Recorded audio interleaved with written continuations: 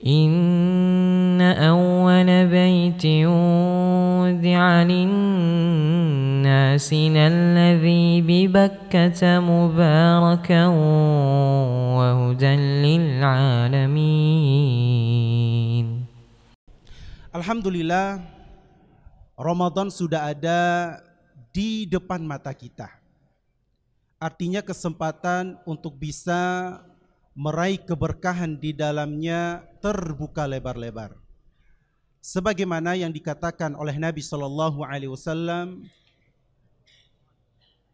"Idza jaa Ramadan, futtihat abwabul jannah wa ghulliqat abwabun nar wa suffidatis syayatin." Apabila telah datang bulan Ramadan, maka Allah Subhanahu wa taala akan membuka lebar-lebar pintu surga, yaitu pintu kebaikan. Kemudian menutup rapat-rapat pintu keburukan. Dan setan-setan pun dibelenggu.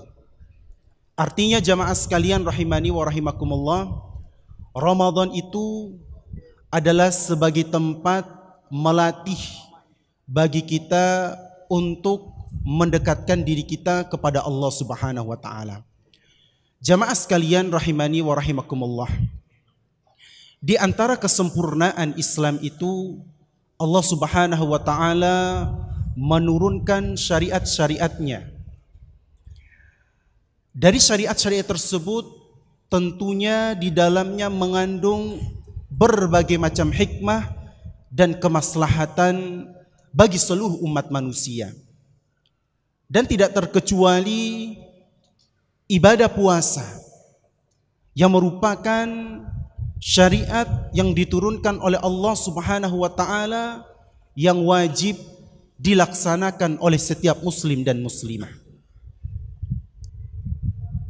Ibadah puasa ini jamaah sekalian rahimani wa rahimakumullah tentunya memiliki hikmah yang sekaligus memiliki kemaslahatan wabil khusus bagi setiap muslim dan muslimah. Di antaranya jamaah sekalian rahimani wa rahimakumullah, yang merupakan hikmah ibadah puasa itu adalah untuk melatih jiwa untuk senantiasa taat kepada Allah. Jadi jiwa ini jamaah sekalian rahimakumullah itu ibarat anak kecil yang perlu dilatih dan diasah, ya, perlu dilatih. Nah, jiwa seseorang itu harus dilatih untuk senantiasa taat terhadap perintah-perintah Allah Subhanahu wa taala, termasuk di dalamnya ibadah puasa. Dan Ramadan ini adalah sebagai tempat yang tepat bagi kita semua jamaah sekalian rahimani wa rahimakumullah untuk melatih jiwa-jiwa kita yang mungkin selama ini kita lalai dan kita jauh dari berbagai macam perintah-perintah Allah Subhanahu wa taala. Jamaah sekalian rahimani wa rahimakumullah, oleh sebab itulah syariat Allah Subhanahu wa taala menurunkan syariat ibadah puasa ini tidak lain dan tidak bukan agar menjadikan kita sebagai insan yang bertakwa. Dan dalil-dalil yang kita ketahui, bahkan mungkin kita sudah menghafalnya, salah satunya adalah firman Allah Subhanahu wa taala, "Ya ayyuhalladzina amanu kutiba alaikumus siyamu kama kutiba alal ladzina min qablikum la'allakum tattaqun." Dari ayat ini jamaah sekalian rahimani wa rahimakumullah, Allah mempertegaskan kepada kita akan kewajiban melaksanakan ibadah puasa selama 1 bulan penuh.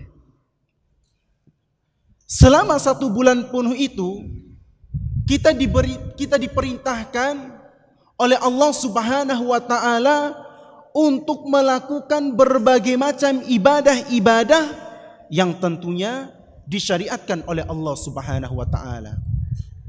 Yang diharapkan dari puasa ini, jamaah sekalian, la'allakum tattaqun, agar kalian menjadi hamba-hamba yang bertakwa.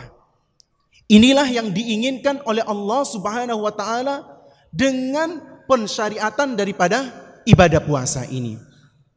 Maka jamaah sekalian rahimani wa rahimakumullah, apalagi Allah Subhanahu wa taala masih memberikan kesempatan kita untuk bisa merasakan ibadah puasa di tahun ini. Boleh jadi ya, orang-orang di sekeliling kita, saudara kita, mungkin orang terdekat kita itu sudah mendahului kita, jamaah sekalian rahimakumullah. Mungkin puasa tahun yang lalu kita ikut berpuasa bersama dengan mereka.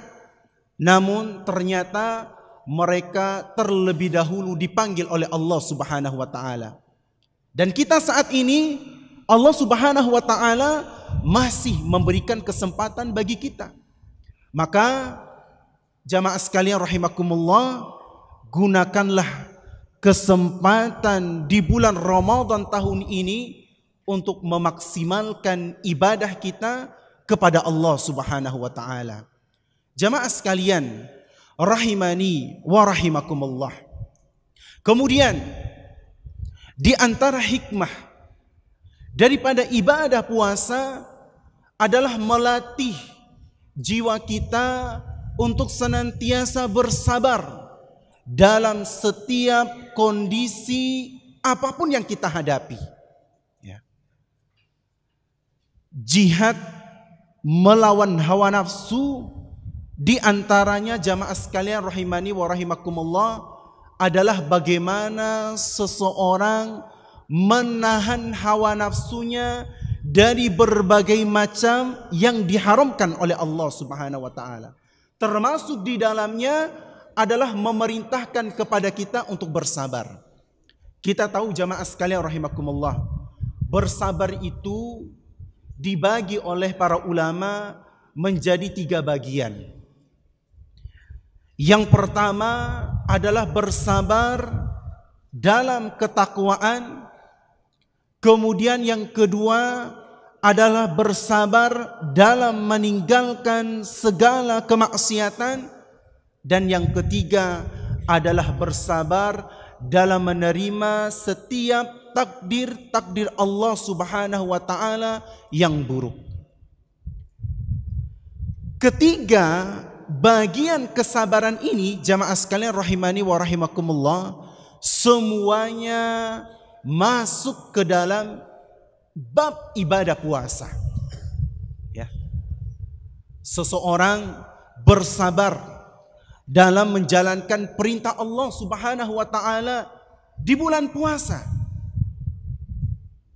Mereka harus bersusah payah melaksanakan salat malam, berpuasa, menahan dari berbagai macam godaan-godaan di siang hari. Mereka bersabar itu demi meraih ketakwaan di sisi Allah Subhanahu wa taala. Kemudian mereka bersabar dalam meninggalkan segala bentuk kemaksiatan kepada Allah Subhanahu wa taala. Jamaah sekalian rahimani wa rahimakumullah, bulan puasa itu adalah madrasah bagi kita untuk melatih kesabaran kita agar kita menjaga diri kita dari melakukan perbuatan-perbuatan yang mengandung kemaksiatan kepada Allah Subhanahu wa taala. Bahkan tanpa disadari oleh kita jamaah sekalian rahimani wa rahimakumullah, seharusnya Ramadan itu adalah time yang tepat bagi kita untuk meningkatkan kualitas ibadah kita, meningkatkan kedekatan kita, hubungan kita dengan Allah Subhanahu wa taala. Namun nyatanya di tengah-tengah seseorang menjalankan ibadah puasa, ternyata ada sebagian daripada saudara-saudara kita, mereka malah melakukan kemaksiatan-kemaksiatan. Di antaranya tanpa disadari mereka berpuasa, namun mereka meninggalkan kewajiban, yaitu sholat 5 waktu. Puasanya sah, namun di sisi lain mereka meninggalkan kewajiban mereka sebagai seorang muslim, dan ini adalah bagian dari kemaksiatan kepada Allah Subhanahu wa taala.